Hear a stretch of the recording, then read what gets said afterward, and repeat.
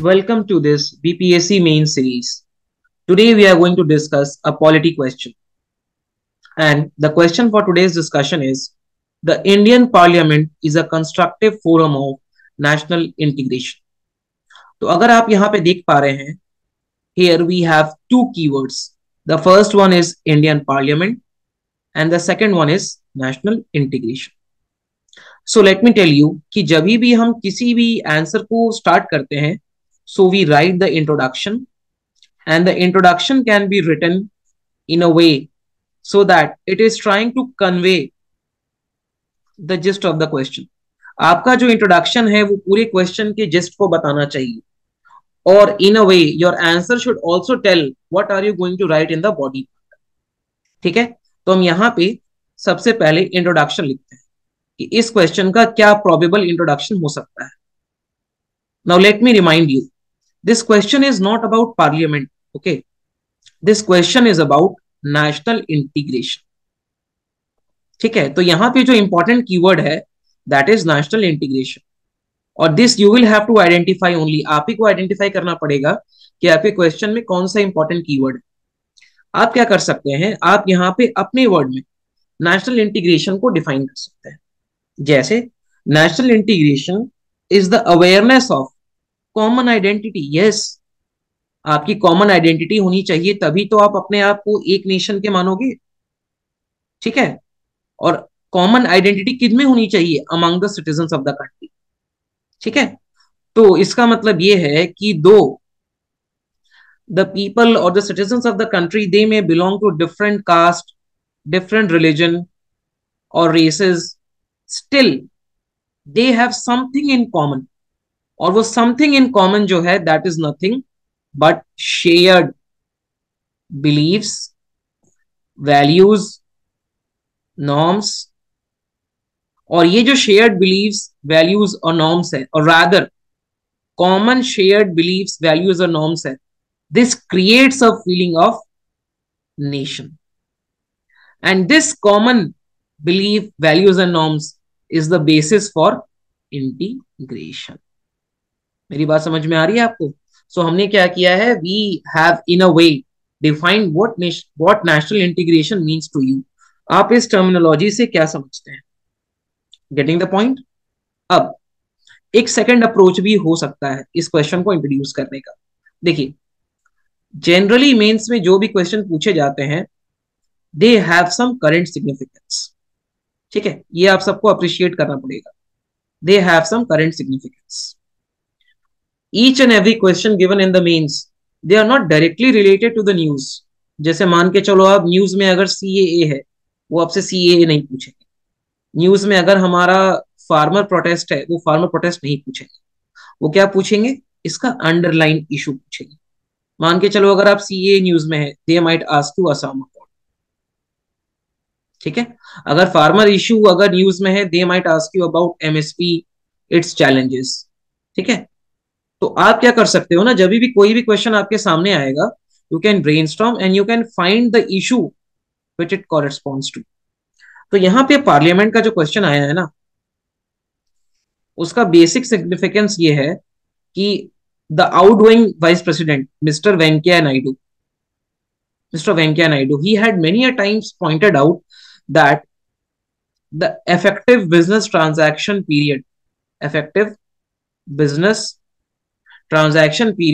of the parliament has decreased. यानी इनका बोलने का मतलब ये था कि पार्लियामेंट अर्लियर जितने टाइम पीरियड के लिए बैठती थी बिजनेस डिस्कस करने के लिए, अब वो टाइम पीरियड घट रहा है, जिसके चलते the parliament is less productive. और बहुत बार क्या होता है कि a lot of divisive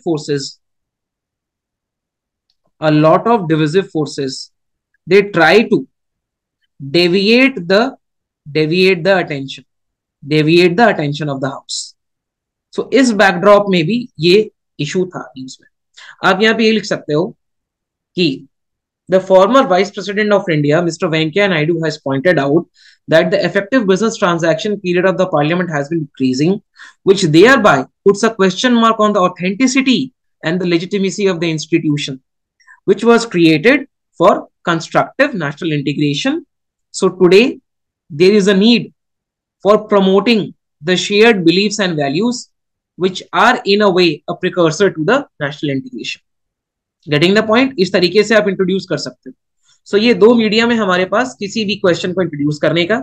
Either you can identify the keyword and can define it, or you can use the current affairs which is related to that particular event.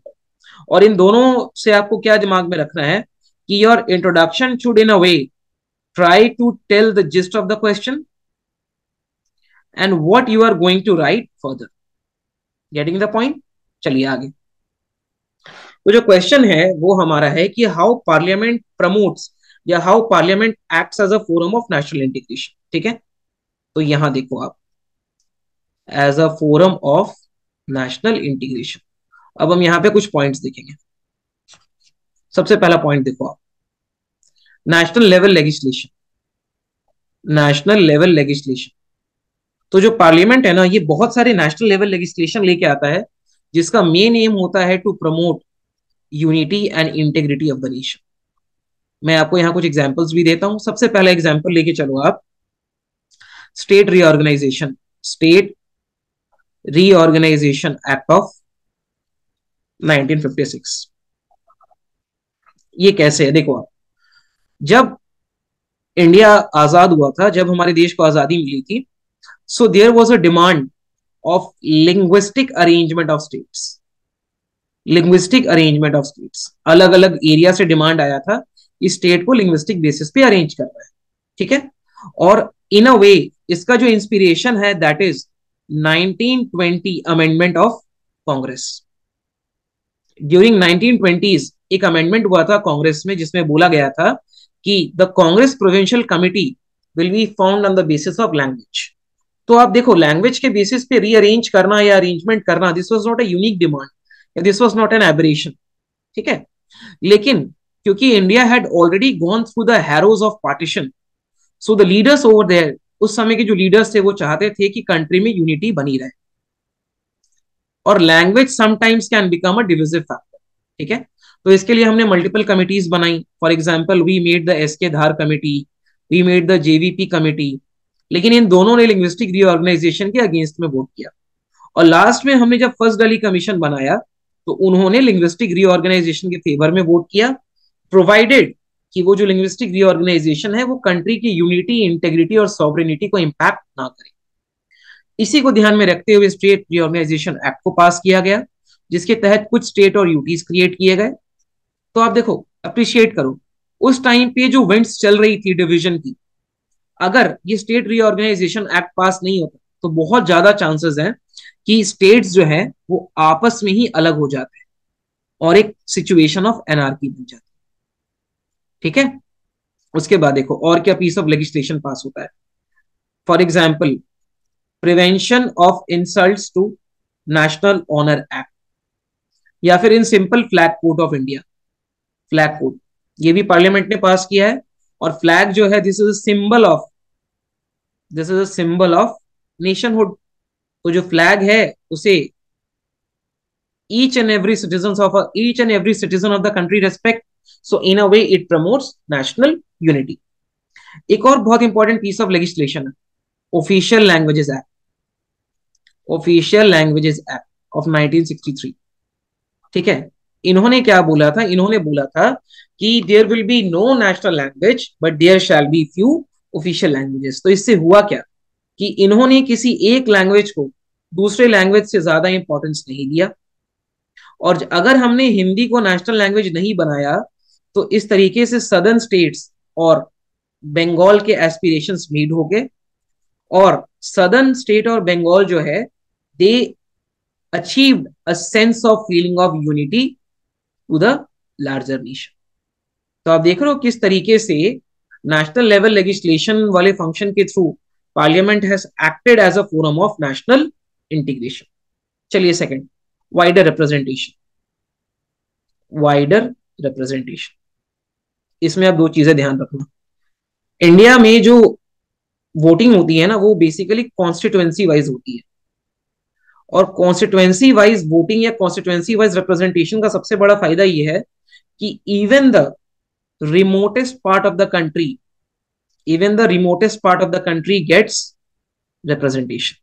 ठीक है, मेरी बात समझ रहे हो? उसके बाद दूसरा क्या है कि the allocation of seats is done in proportion to the population.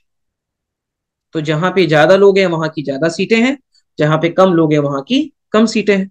इस तरीके से क्या हो रहा है कि किसी भी तरह का डिससैटिस्फैक्शन अराइज नहीं होता, और डिससैटिस्फैक्शन अराइज नहीं हो रहा है तो unity and integrity is maintained. एक और चीज याद रखना आप, Rajya Sabha also ensures that all states are represented. हर एक स्टेट का कुछ ना कुछ रिप्रेजेंटेशन है ना, अगेन मेंटेनिंग यूनिटी।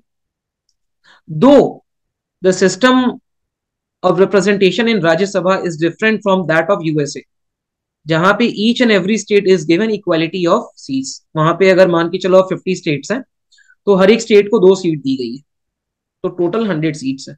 लेकिन इंडिया में हमने राज्यसभा में भी जो सीट्स हैं इन प्रपोर्शन ऑफ पॉपुलेशन दिया है। तो वैसे स्टेट्स जहां की ज्यादा पॉपुलेशन है वहां से ज्यादा रिप्रेजेंटेशन है, वैसे स्टेट्स जहां की कम पॉपुलेशन है वहां से कम रिप्रेजेंटेशन है। Getting the point? Again point number 3, the proceedings of the house is telecasted in all the languages। अब अगर सारे लैंग्वेजेस में टेलीकास्ट हो रहा है तो the people of the entire nation can watch them. पूरे देश के लोग इसको देख सकते हैं, और देश के लोग देख सकते हैं तो उनको एक सेंस ऑफ यूनिटी लगती है with the institution of parliament. और अगर इंस्टीट्यूशन ऑफ पार्लियामेंट के साथ वो एक सेंस ऑफ यूनिटी फील कर रहे हैं तो नेशन एज अ लार्ज के साथ भी फील करेंगे। Getting the point? यहीं पे आप एक और चीज कर सकते हो कि if you are not comfortable in English और हिंदी, तो एक rules of business of houses का एक रूल है लोकसभा राज्यसभा में कि you can speak in your native language, you can speak in your native language, और उस लैंग्वेज का जो ट्रांसलेशन है, उस नेटिव लैंग्वेज का जो ट्रांसलेशन है, that will be made available to all the other members. Again trying to promote unity. अगला देखो आप, creation of all India services. Creation of all India services सबसे पहले ये 2 तरीके से यूनिटी को प्रमोट करता है। हम सबको पता है कि लोकसभा के पास में ज्यादा पावर्स हैं राज्यसभा से। Getting the point? सो ये कहीं ना कहीं एक काइंड ऑफ डिससैटिस्फैक्शन को प्रूव करता है। लेकिन creation of all India services under article 312 has been given to the Rajya Sabha. मेरी बात समझ रहे हैं आप लोग? अब आपको एक चीज और यहां देखना, जो ऑल इंडिया सर्विसेज है ये किस तरीके से नेशनल यूनिटी को प्रमोट करता है। ऐसे प्रमोट करता है क्योंकि इनके जो पर्सनल है they work both in the states and the centre. That same person he is allotted a state cadre, और after completion of 5 to 6 years he is sent on deputation to the centre for some years. जैसे उन्होंने 6, 7, 8 साल as a DM काम किया है, फिर 1 साल के लिए उनको सेंटर में भेज देंगे डेप्यूटेशन के लिए। एक और चीज आप ध्यान रखो, ये जो ऑफिसर्स हैं ये भले ही स्टेट के अंदर काम करते हैं, लेकिन इनका जो पूरा डिसिप्लिनरी मैटर है वो सेंटर अपने पास रखता है। एक तरीके से देखा जाए तो अगेन यूनिटी इज प्रमोटेड। दूसरा देखो आप, ये पॉइंट बहुत इंपॉर्टेंट है, इलेक्शन ऑफ प्रेसिडेंट। ठीक है, प्रेसिडेंट जो है ये किसी एक स्टेट या किसी कंट्री का तो होता नहीं है। President is for all the state and president is for the country also.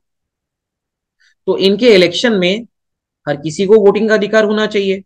हम सबको पता है कि प्रेसिडेंट का इलेक्शन जो है वो इनडायरेक्ट मैनर में होता है, जहां पे हम एक इलेक्टोरल कॉलेज बनाते हैं, और ये जो इलेक्टोरल कॉलेज का कॉम्पोजिशन है this contains elected members of the parliament यानी Lok Sabha and Rajya Sabha, and it also contains the elected members of state legislative assemblies. Again unity को प्रमोट करेगा क्योंकि कोई डिससैटिस्फैक्शन नहीं है, सारे लोग प्रेसिडेंट के इलेक्शन में वोटिंग कर रहे हैं। Getting the point? अब आप देखो point number 5, constitutional amendment. Constitutional amendment again ये 2 तरीके से प्रमोट करता है। सबसे पहले जो भी फेडरल प्रोविजंस है कॉन्स्टिट्यूशन के, ठीक है, उसमें बोथ पार्लियामेंट और स्टेट लेजिस्लेचर का रोल होता है। अब मैं यहाँ पे निटिग्रिटीज में नहीं जाऊंगा, कि किस तरीके से स्टेट लेजिस्लेचर और पार्लियामेंट का रोल है, बस हम इतना जानेंगे कि जो जो फेडरल प्रोविजन है उसमें दोनों का रोल होता है। दूसरी चीज आप यहां देखो, the bill for introducing the amendment to the constitution can be brought both in the Lok Sabha and in the Rajya Sabha. Again यहाँ पे यूनिफॉर्मिटी है। और आखिरी चीज देखो आप, बहुत बार कुछ कुछ कॉन्स्टिट्यूशनल फीचर या इंटरप्रिटेशन ऑफ कुछ फीचर ऐसे हैं जो कि एक्सप्लिसिटली यूनिटी को प्रमोट नहीं कर रहे हैं। तो हमने पार्लियामेंट को ये पावर दी है कि you can go and amend the constitution, और जो चीजें इम्प्लिसिट हैं हम उन चीजों को एक्सप्लिसिट कर सकते हैं। For example, national commission on backward classes has been given the constitutional status, बिल्कुल हमने दिया है। अब आप देखो ये किस तरीके से यूनिटी को प्रमोट कर रहा है। अगर हम एनसीबीसी को कॉन्स्टिट्यूशनल स्टेटस नहीं देंगे तो ये बोल सकते हैं कि हमारे साथ अनइक्वल ट्रीटमेंट हो रहा है, क्योंकि national commission on SC and ST के पास कॉन्स्टिट्यूशनल स्टेटस है। इस तरीके से इनमें डिससैटिस्फैक्शन आएगा, और जब डिससैटिस्फैक्शन आएगा तो एक तरीके से इनस्टेबिलिटी क्रिएट होती है सोसाइटी में, और वो instability becomes a ground for further fracture in the social fabric. ठीक है, तो जब हमने एनसीबीसी को कॉन्स्टिट्यूशनल स्टेटस दिया, हमने इन अ वे किस चीज को प्रमोट किया? यूनिटी को। उसके बाद एक और चीज देखो आप, fundamental duty was not present in the initial constitution. ये हमने 42nd अमेंडमेंट एक्ट 1976 के थ्रू इंक्लूड किया है on the recommendation of Swaran Singh committee. तो फंडामेंटल ड्यूटी को इनकॉर्पोरेट करने के पीछे रैशनल क्या दिया गया था? ये रैशनल दिया गया था कि in the eve of emergency there are some divisive factors जो कि कंट्री को डिवाइड करना चाह रही है। तो along with enjoying some rights, people also have some duties to perform. और इनकी टर्मिनोलॉजी या वर्डिंग्स को इस तरीके से रखा गया है which in a way tends to promote unity in the nation. Okay, चलिए let us proceed. Point number 6, delimitation commission. delimitation commission ये कौन बनाता है? Parliament of India. ये किस तरीके से प्रमोट करता है यूनिटी को? इस तरीके से प्रमोट करता है because it tends to promote unity in diversity by creating constituencies and many a times reshuffling them. क्यों रीशफल करता है? इसे लगता है कि अगर डेमोक्रेसी में चेंज आया है, अगर इसे लग रहा है कि there is a change in demography, ये ऑल्सो सीट्स को रिजर्व करता है, रिजर्व सीट्स फॉर कॉन्स्टिट्युएंसीज। तो ये सब क्या है? This is basically promoting unity. देखिए, अगर हम रिजर्वेशन प्रोवाइड नहीं कर रहे हैं to the downtrodden disadvantageous group, तो उनमें डिससैटिस्फैक्शन ब्रू होगा, डिससैटिस्फैक्शन। और जब डिससैटिस्फैक्शन ब्रू होगा तो वो बहुत बार एजिटेशन या फिर अलग मास प्रोटेस्ट को प्रमोट करेंगे। और एजिटेशन और मास प्रोटेस्ट जो है ये many a times leads to disunity. ठीक है, इस चीज को आप लोग हमेशा याद रखना। एक और चीज याद रखो आप, सॉवरेन डेमोक्रेसी। सॉवरेन डेमोक्रेसी क्योंकि क्या है ना कि strong nation building of a country requires a sovereign parliament. Sovereign parliament का मतलब होता है the parliament should be independent, there should be no interference from the outside world. और इंडिया के केस में जो सॉवरेन डेमोक्रेसी है ये अलाउ करती है पार्लियामेंट को कि वो सॉवरेनिटी रहे। लेकिन mind let me remind you that Indian parliament is not fully sovereign, जिस तरीके से यूके में होता है। In the UK the parliament can do as per its whims and fancies, लेकिन यहाँ पे people have the majority of the power. लोगों के पास यहाँ पे मेजॉरिटी पावर है, लोग जो चाहेंगे वो करेंगे। ठीक है, उसके बाद देखो आप, economic integration. Economic integration why? Because the centre this publishes a common budget. ये कॉमन बजट लेके आता है for the centre and the states.